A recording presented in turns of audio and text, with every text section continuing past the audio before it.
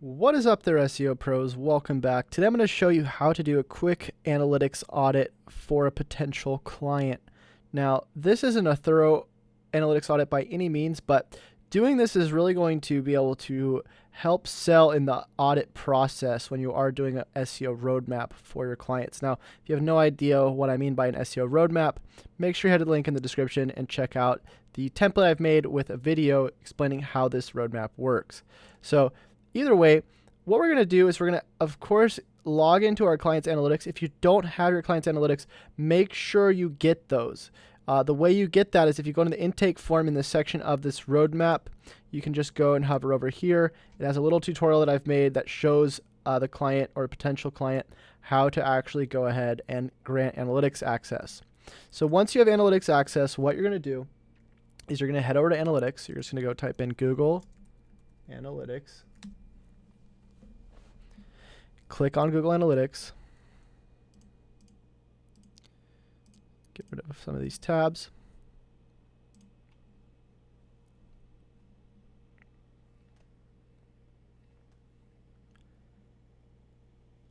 Let it load up. So we're just going to use our own website for the moment. So the first thing you're going to want to look at, and this is just going to go step by step within this roadmap, is our online conversion tracking. Online conversions being tracked. So what a conversion is it's a point where somebody goes onto a website. An online conversion is a conversion point where when somebody goes onto a website and then they end up converting online, let's say, for instance, a contact form. Say you head over to chasefinder.com/contact. What's going to happen once you contact me is you're going to see a little thank you page. Now, what that is it's basically a page that lets me track how many people go and fill out my form. Now, the reason why this is important is because we want to be able to assign value to these pages and see how many people are actually contacting us off of different points on the website. So this right here is able to be tracked within the admin settings under goals. Now, to see whether or not this is working, you're just going to go into here, click on whatever the goal is. Say, for instance, there's no goals, then you would say, no, online conversion trackings are not being tracked. So you would just put no, or you would put the letter Z. Now, the reason why we put the letter Z is because we're filtering from Z to X when we duplicate this roadmap. Now, if you don't know what that means, just go ahead and check out the tutorial for this main roadmap. It'll explain everything about what you need to know about these Z's and X's. So either way, super important to track online conversions. The next part is offline conversions. Now, I didn't finish explaining this. Contact us, submit. You're going to click on that once you do have this. If there is a goal, and then you're going to go in and make sure that there is a value assigned to it so that there is some sort of monetary value being tracked. The way you find out how much a conversion is worth is based on what the average customer value is based on who contacts the company off of the website. So if 1 in 5 people turn into a customer, and on average customer is worth $1,000, then we're going to do 1,000 divided by 5, which would make the value $200, which is what I have it set as in these analytics. Next, we have offline conversion tracking. Now, this isn't applicable to everybody, but you can actually track whether or not people call certain numbers with something called call tracking metrics or call rail, whatever you want to use. I'll leave a link in the description as well to show you how to set that up if you are going to be doing offline conversion tracking. The way you check offline conversion tracking, same sort of deal. You're just going to go into goals, go back here, and you're going to look and see if there's any sort of event tracking. The way you see if event tracking is happening or not, you would go into these different goals, and if something said call tracking or something like that, you would see here it says like goal type event, and then you would make sure that that's working as well. And pretty much the way that you just tell is if it says it's firing or not through these past 7-day conversions. That's pretty much it for there. Next, we have our conversion values being properly tracked. That just has to do with whether or not the values are adding up or not. If we go and actually see the amount of conversions on the website in the last 30 days, we want to make sure that the money that's being made off the website is somewhat accurate. So if we put the last 30 days here and we say $2,400, That's pretty accurate for us, so we're just going to keep that. Then we can also filter by organic if we wanted to make sure we're only going by organic traffic and not have to worry about, say, for instance, social media, if somebody was doing social media as well and we're only doing SEO. So anyways, we're going to go back. We'll say yes there. Our thank you page is being properly utilized with additional assets. So something I can improve here is put a little video saying thanks for contacting me. This is what to expect. So I'm not doing that properly, so I would put a little Z or a no. Our autoresponder is being properly optimized. So when this actually goes and sends out a autoresponder, if it is it being properly utilized as well, saying, by the way, don't forget to give me a call or whatever it is. So the way you would check that is just putting your own email and see if there's an auto response. Next, we have our online conversion values. This is just to kind of get an idea of what's going to be expected with the different conversion values, just to set benchmarks. You don't have to put this. In some cases, it's not even really useful. In most audits, I usually just skip that portion. So next, we got user metrics by organic. So what I'm going to be doing is I'm going to be filtering traffic for this analytics audit by the last 30 days. The reason for that is within the last 30 days, I'm usually able to get a good amount of an idea on sort of what the traffic's going to be looking like and what the different stats are for traffic. If the website doesn't have enough organic traffic to give you really any data, just do it by all traffic. But if it does have enough, then just do it by organic. So next what we're going to do is we're just going to filter by 30 days. So first of all, like I said, go to organic traffic up here and go to all users and then change it to organic traffic. Next, what you're going to do is you're going to go by date, click on date, go back to March 1st or whatever the 3-month time span is. Actually, it would probably be February 21st. Let me go back there. Boom. And boom.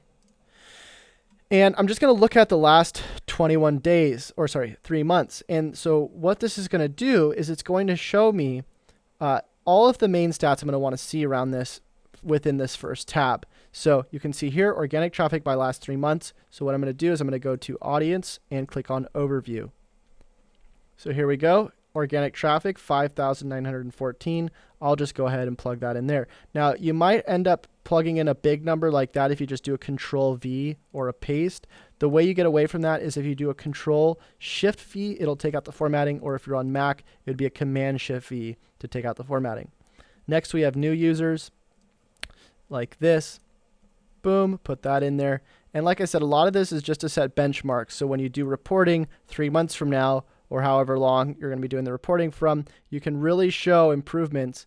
And also, this is just a really good way to start showing value by saying, hey, look, I understand what's going on with your website. I understand the different demographics, interest overviews, locations, all this stuff we're about to go through. So next we have bounce rates. We're just going to go ahead and click on that, 75%. The last thing I forgot to mention is when you actually measure these different things, you're really going to be able to see problems very easily with the website. Say, for instance, there's a 75% bounce rate. Well, maybe there's something we can do to improve that. So stuff that we can look at very quickly, maybe adding videos, who knows. So next we have conversion rates. For that, you're going to skip to the bottom to conversions, goals, overview. And you're going to go into the goal conversion rate, which is 1.37%. So that's also something that we could try to think about how we can improve that. One of the ways I actually went and improved that on the site myself was to take the homepage, and instead of selling my courses on the homepage, is now I'm putting contact Chase today because that's my main conversion point. The way I found that out was by doing this analytics audit on my own site. Estimated goal value is this, $5,299. Boom. Next, we have demographics. So this is where we start looking at the audience. So we go back to audience, demographics, overview. And what we want to do here is we want to go to these different tabs and start exporting data. So we're going to go to age, export, and go to Google Sheets, import the data.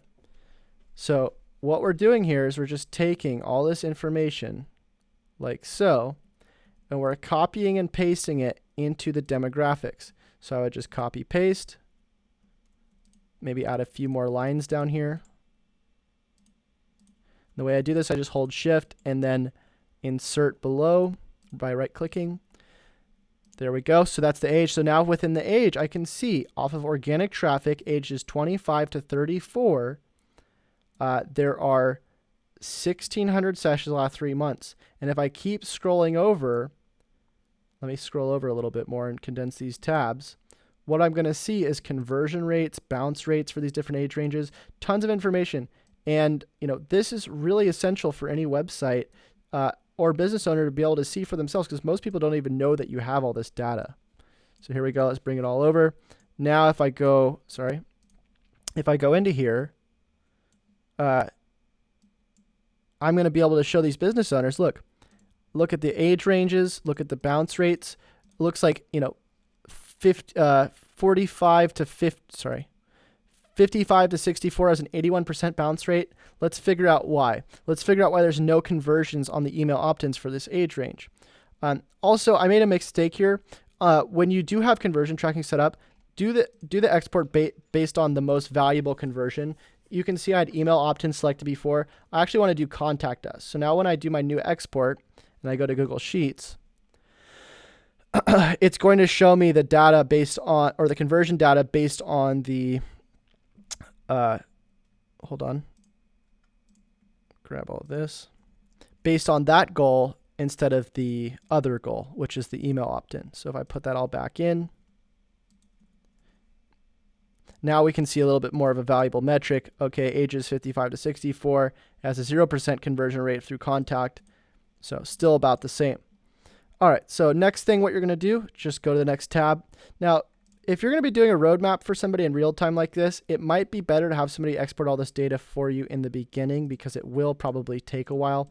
I'm actually in the process of getting somebody to be able to automate this for me, but for the moment, I'm just doing it all manually because it only takes about 30 minutes. So basically the same thing, import the data. Now we're grabbing genders, putting them in like this with the same sort of layout. Looks like we're gonna have to add some more, so I'll do a shift click and insert another couple tabs and then plug that in there. So next we have interest overviews.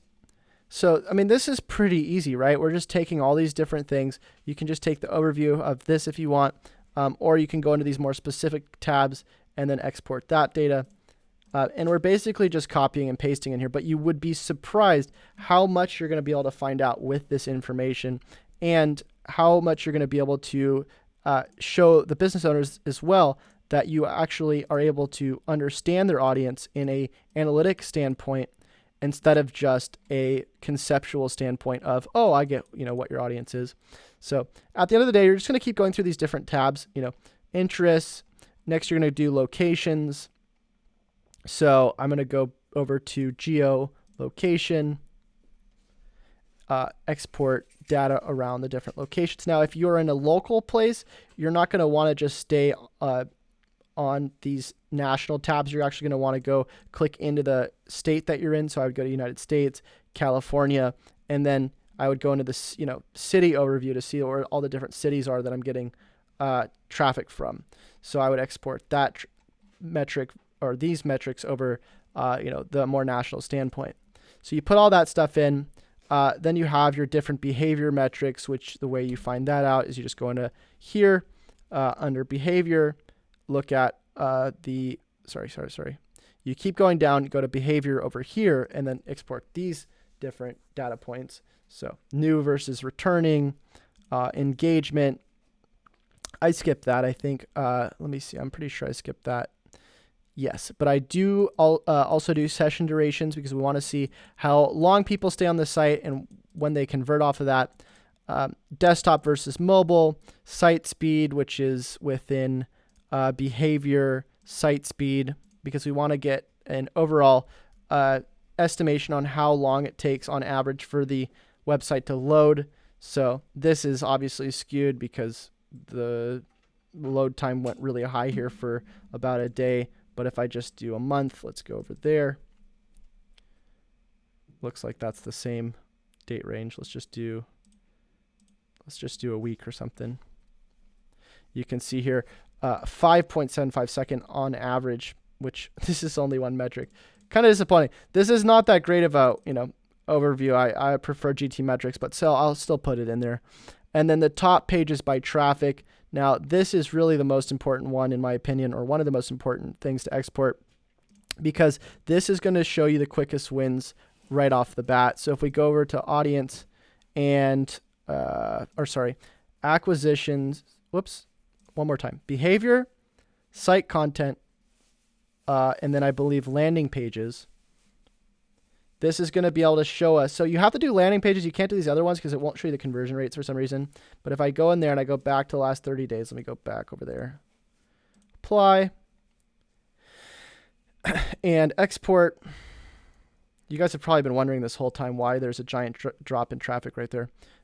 If you haven't watched my recent videos before this one, basically we did a redesign from Squarespace to WordPress and we lost a bunch of traffic because the redirects were not implemented. So that's why you're seeing that. But they are implemented now, and hopefully that'll go back up. But anyways, take that other data that we were just talking about, and we're just going to use this part. Boom, copy, and paste into here. So there we go. Now we're going to be able to see. Let me see. Can I get rid of this stupid? I have really bad ADD when I look at these things. There we go. Now we're going to be able to see, homepage, most sessions, 53% of new sessions, new users, bounce rates, and conversion rates. Look, most of my contact us submits come from my homepage. Now, if I look at these other pages, just simply by putting a contact button on there, I could probably boost the conversion rates. And that alone could be something very valuable that I could immediately start showing value to my clients if this was a client website right away. So, or reducing the bounce rate, maybe putting a video, tons of stuff to do once you look at these things. So you could easily look up how to do bounce rate reduction, how to do conversion rate optimization, and then look at these different pages. So next we have check analytics intelligence. The only other thing I really look at in these quick audits is I look at the intelligence overview, looking for any big problems here, like anomaly detected, your bounce rate of 55% last week was lower than forecast. And then I look and see like, okay, what does this mean? That's just a quick thing I do when I'm doing audits, just to see if there's any like major things going on that I didn't catch. So that's how you do a really quick audit. Obviously, there's tons of other things you can do in here and look at, and analytics is really more comprehensive than what I just covered. But this pretty much what you're going to do within the SEO roadmap that's in here. It's really going to help your selling process, really going to bring a ton of value to your own selling at the end when you are able to show that you know a little bit about the target audience, as well as being able to improve things on the website based on the roadmap. And that's it. So hope you guys enjoyed that video. And if you guys have any questions or comments, make sure you leave them in the comment section of this video. And lastly, if you need to get a hold of me for any reason, just go over to chasereiner.com/contact and leave me a message. I'll try to get back to you as soon as I can. So that's all for today, guys. Until I see you next time, happy SEOing.